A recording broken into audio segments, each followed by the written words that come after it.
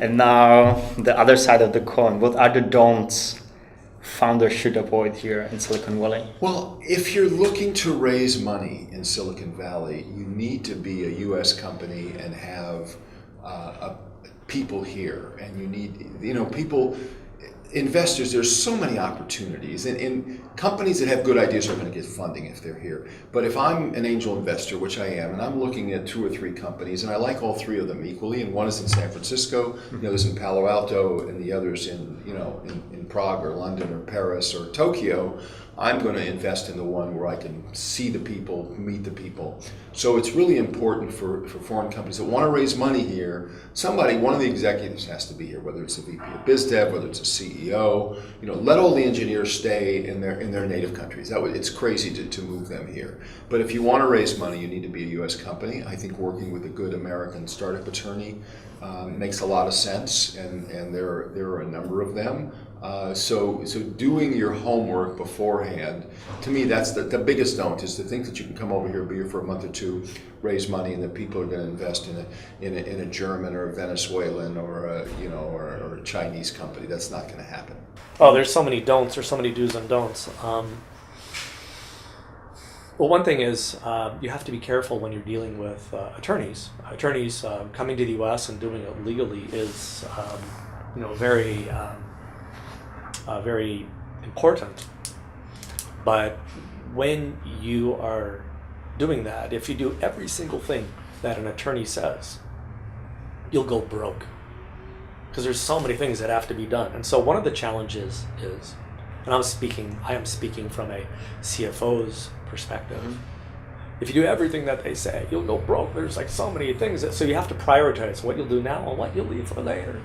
And that is why, for instance, some people, instead of doing exactly kosher, it's kind of a dirty secret here, instead of getting their immigration visa first so that they can be working here, they come here as tourists.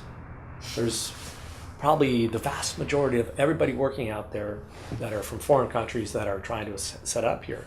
They're doing just that. So it's a little gray. I think America should free it up and make it much easier for foreign entrepreneurs to come here.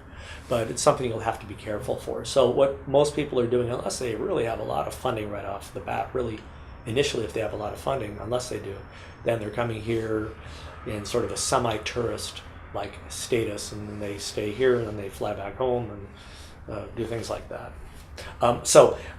Therefore, in answer to your question, don't do everything that your attorney does, but listen to them carefully. Okay.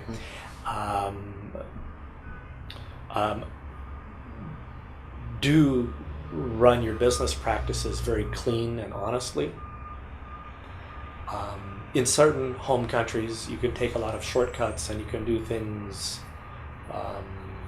not always so clean and honestly, but it's really, really important generally that you do business here really clean and upfront, and that your finances are really clean and so on.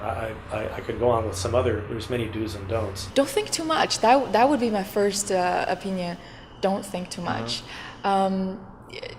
When you really have the passion, you have the great product and the passion, and you believe what you're doing, because nobody is 100% sure what you're doing exactly. You are the expert in what you're doing. Maybe from your background, you have invested 2 years in this startup.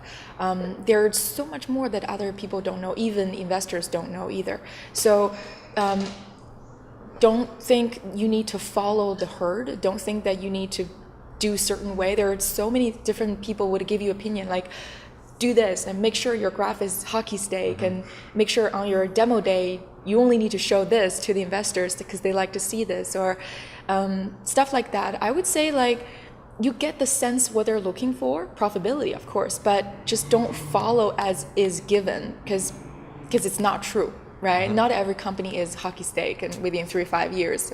We all know that, even though people want to see it. But bring in your authenticity, your own insights, your true passion, why you're doing this. You're not doing this just for the startup's sake, right? You're doing this because you see a way of improving people's life, or bringing tremendous profitability, or it's a niche market overlooked by people. Just bring something that is genuine and true. And I do believe that foreign startups coming here to San Francisco and Silicon Valley have that. A lot of them have it. Otherwise, they wouldn't come here all the way here, right? So, so that's number one. Don't. Number two, don't. I would say, I'm a very positive person that likes to emphasize what you should do, and from that, you probably can see what you shouldn't do. Probably just the opposite. Any other thing generally people probably would want to avoid is maybe just cling to your own group. It's just a natural tendency to hang out with your own, like your own group from Czech and who have done this before in here, and you want to talk to them and see how they succeed here.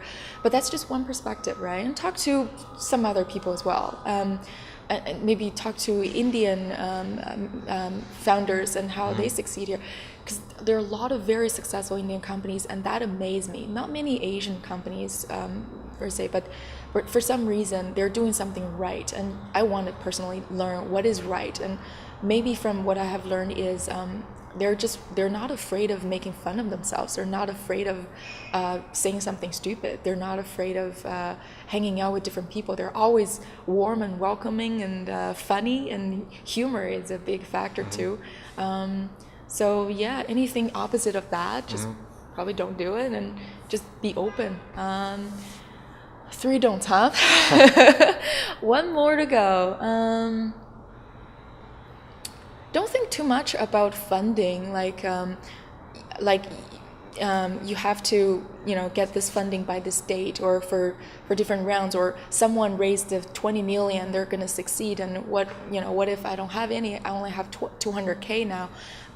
Funding is not the only factor that determines your success. A lot of execution, and even if you have 2-3 competitors in the industry who have raised 10 times more funding than you are, I still think the odds are at your side if you just put in the efforts and you truly have a much better product. By the end of the day, all that matters is a good product. That builds traction, and that builds a viral spread for you. So believe in the product. Don't pay too much attention about who else raised how much money. What would be like the biggest pitfalls to avoid for founders coming here? Like, what should they not be doing? Well, I think first of all, you should not have a tourist mindset.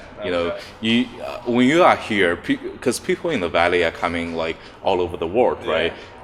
Don't treat yourself as a foreigner, right? Okay. Don't think of yourself as a foreigner, because we are all foreigners. America is an immigration country, right?